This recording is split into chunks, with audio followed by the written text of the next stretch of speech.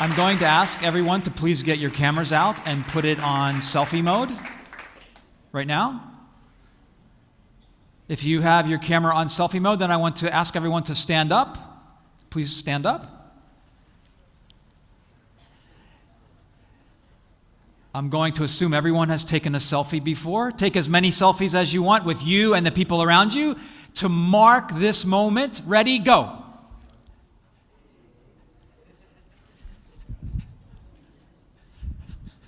Take a couple. When you're done, please have a seat.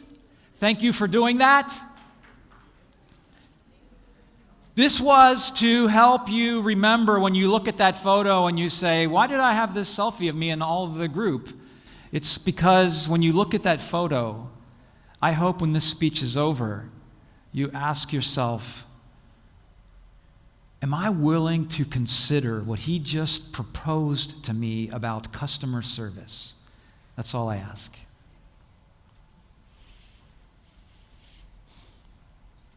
How many books and articles have been written about customer service?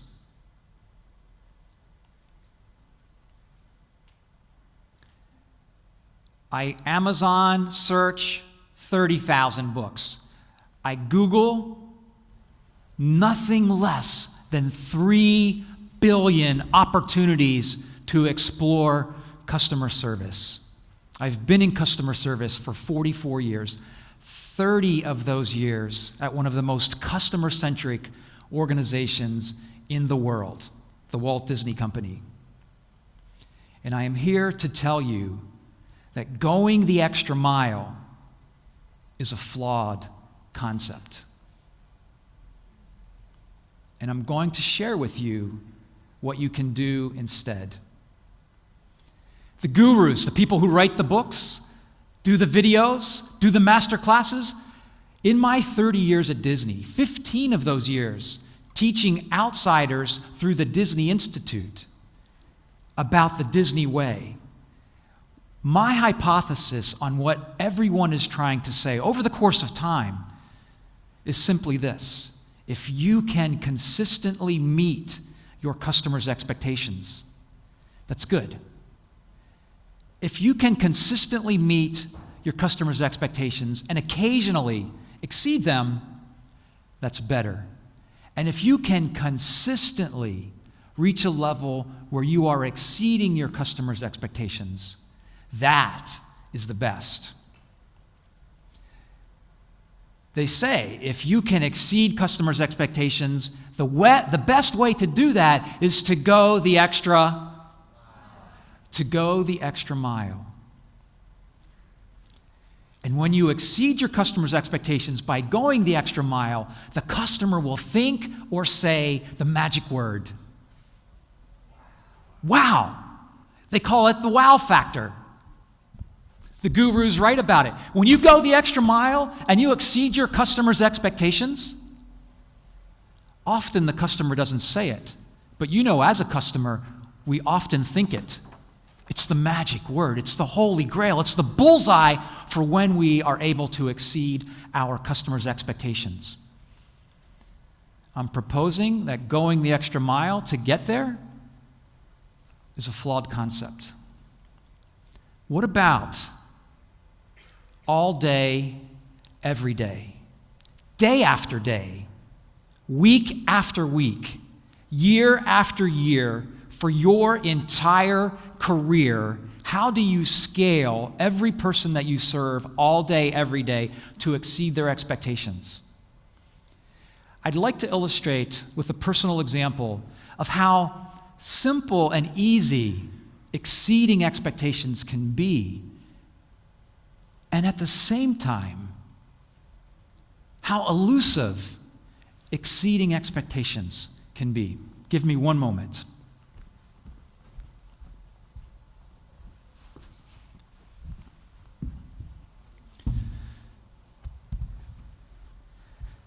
It's 2005. My wife and I have been married 36 years now. In 2005, we have an 18-year-old son, married 36 years. You do the math, it's not going to add up. Never going to add up. My younger sister has 5 grandchildren. My younger sister.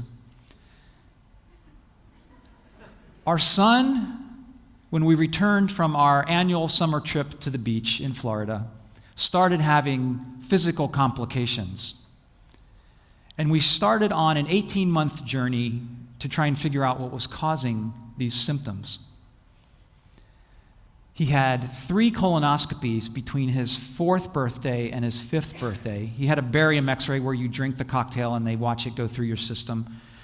Countless other x-rays, other blood tests. They tested him for juvenile rheumatoid arthritis, for leukemia. None of the tests were conclusive. And finally, the experts said, let's do a full body x-ray. Let's x-ray every square inch of this little boy's body in hopes of finding what no other test will reveal. 18 months, nothing conclusive. We get up early. We drive 45 minutes downtown Orlando to the hospital. We arrive early for a 7 a.m. appointment. We check in. We have a seat. They tell us someone will call our name shortly. And we're sitting there in the waiting room, scared, anxious, desperately wanting a test to tell us what is causing these things. And weirdly, hoping they don't find anything.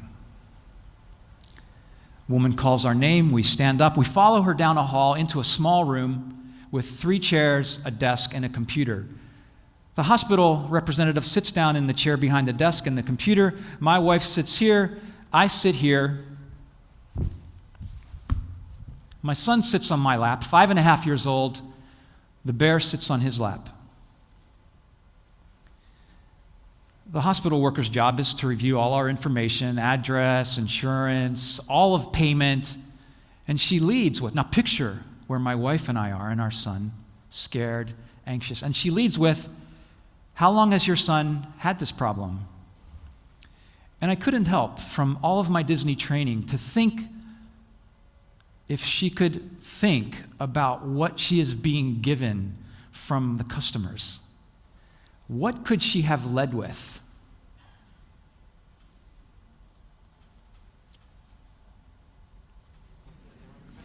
What's your bear's name?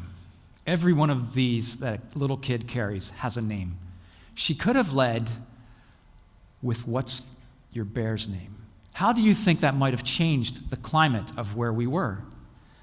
And I ask you, what prohibited her from that small, simple gesture? What's your bear's name?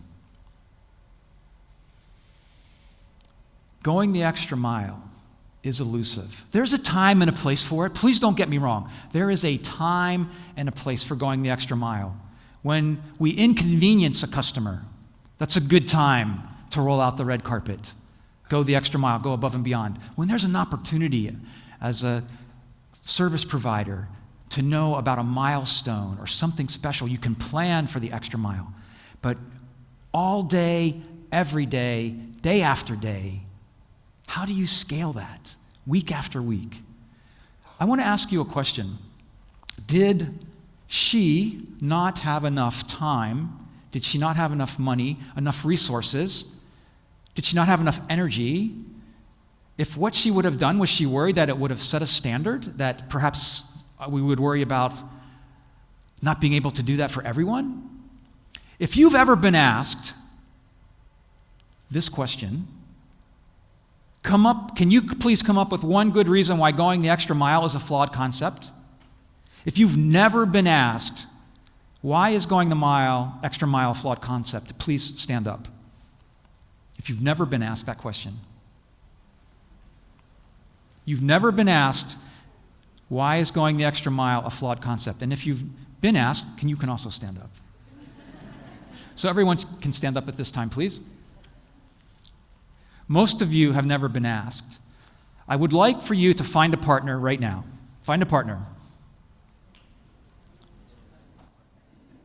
This is you and another person. I'm going to ask you in a moment to have a 20-second conversation. Everybody has a partner? Okay, I'm going to assume everybody has a partner. Each of you come up with one good reason why going the extra mile is a flawed concept. Ready, go.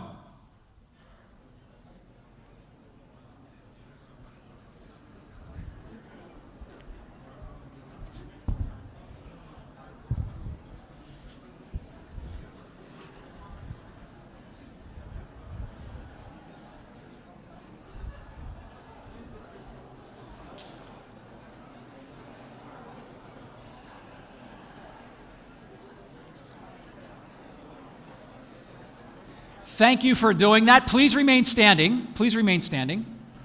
Thank you for doing that. If your answer that you said or your answer that you heard, the answer that you heard sounded like we can't do it all day, every day after day, for every person, week after week. We can't do the extra mile because it takes too much time. It costs too much money. I don't have enough resources. I don't have enough energy. And I'm worried that it could set a standard that we can't maintain. If your answer that you said or heard revolved around something similar to that, please have a seat. And if it didn't, also please have a seat. Majority of you sat. This is elusive for a variety of reasons. It takes too much time, it costs too much money. I don't have the resources that I need. I don't have enough energy, not all day, every day after day, week after week, not for my entire career. And I'm worried about setting a standard we can't maintain.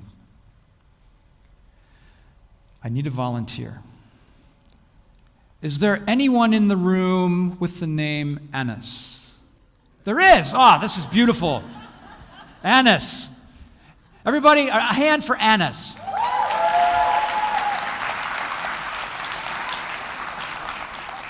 Annis has no speaking parts, but I am going to ask you to wear this hat, and I'm going to ask Annis I'm going to narrate a story, and I am janitor Jeff. I am a custodial. I'm a janitor in the Magic Kingdom in the summer, in August, the hottest month of the year in Orlando. And I have a pan and a broom, and I sweep the trash into the pan. That's my job. Annis is a father with a 5-year-old daughter. I don't know his name, but he comes up to me. He's got one of those cardboard boxes of apple juice, and he says to me, "Can you help me? I need a cup of ice for my daughter's juice. When we left the hotel 45 minutes ago, it was cold and she wasn't thirsty. Now we're here, she's thirsty, it's warm, she refuses to drink it warm. Where can I get a cup of ice?" I know everything, this is where I work. I say, "You see the 2 red umbrellas, sir? You can get a cup of ice there. Would you walk?" So Anna starts, the goofy hat dad starts walking there. Just stop at the first chair. I go back to sweeping up. And then I think to myself, he's not really happy right now. I have my radio, my Nextel radio, and I get it out, and I go, "Hey, Bob, you see the guy coming in the goofy hat?" "No, the other one." "Yeah, he just wants a cup of ice." "Okay, thanks." I estimate that took about 8 seconds. Can we agree? Somewhere in the neighborhood, 7, 8, 9 seconds? Let's just go with 8 seconds. Now I'm going to, and then I go back to sweeping up. Now I'm going to go play the role of Bob at the drink cart. Annis, or goofy hat dad, when I tell you, you come my way, start coming my way. I am Bob. I am holding out the ice. Goofy hat dad comes here. If you were goofy hat dad, what are you thinking or saying? Wow, right? How about a hand for goofy hat dad? Thank you. You may keep the hat.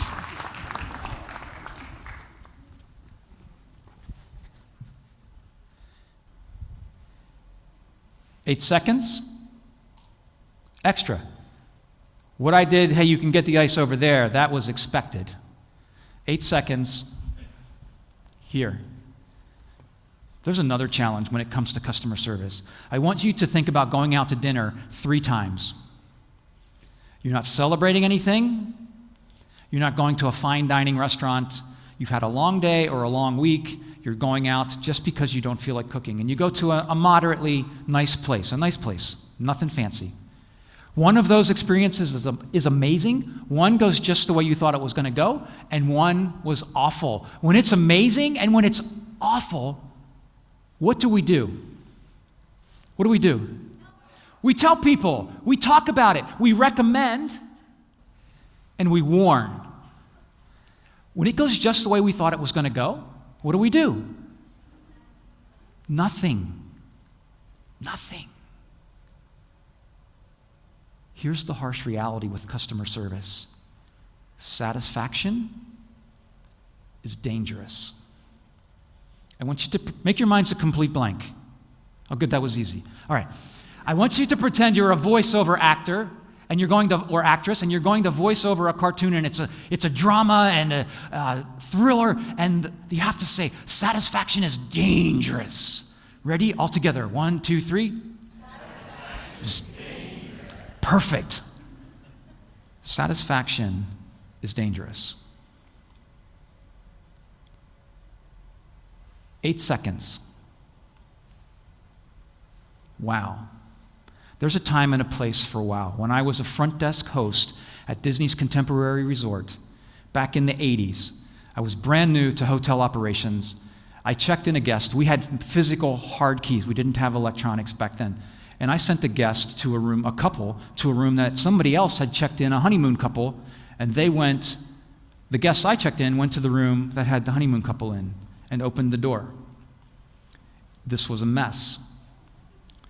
I was new. I didn't know what to do. It wasn't my fault. It wasn't the guest, either couple's fault. But we needed to create some kind of recovery. The back office team came together. We upgraded the couple that I sent. They're in a suite, the honeymoon couple, and we dinner that night in a nice restaurant, tickets. The couple that was already in the room, I'm not sure that they spent very much of their own money that week. We rolled out the red carpet and we created a wow. There's a time and a place. But what about all day, every day? This is a continuum. If you can picture on your right going the extra mile, and you can picture over here doing next to nothing. Time, money, resources, energy, setting a standard that you probably will never be able to maintain. Over here doing next to nothing, 8 seconds. You see the guy come in with the goofy hat? Yeah, just a cup of ice. Both of those efforts yielded this. What are you going to do moving forward? Subconsciously, we don't do this very often because there's too much. We can't sustain it. And what we do is we let what we can't do stop us from what we can do. I was at the University of New Mexico with a new Disney Institute colleague. Not new to Disney, new to Disney Institute. I'm the senior instructor. In an hour, we're going to have 400 people in the room talking about customer service all day. We're going over the slides. Kendall does this part, I do this part, he does this part. And we come to a slide, Kendall had a question, and I said, Kendall, what the slide is really saying is, it's not about the extra mile. This was 2011. I said, it's about going just a little bit more. And out of nowhere, he said, you mean like the extra inch? And in that moment, I knew a gift was given. Going the extra inch. I'm going to challenge you when my speech is over, in the next 72 hours, that you figure out some way to try going the extra inch. Some small, seemingly insignificant thing that you don't think has an impact. See the guy come in the goofy hat? He wants a cup of ice. Insignificant. The odds of that being one of the most memorable parts of their entire vacation are high. You can do anything with the extra inch. I knew I was running an errand. I went out to the store to run some errands, and I thought, I'll go to the store next door. It'll probably take me 10 minutes and $10 to buy an empty jar and a bag of children's necklace beads. 52 weekends every year, 18 years, and then a child can leave. I take a bead out, 936 beads. I take a bead out every Saturday to remind me that this bead represents this weekend. How did last weekend go? Did I squander it? Did I work too much? Did I spend enough time with my son and my wife?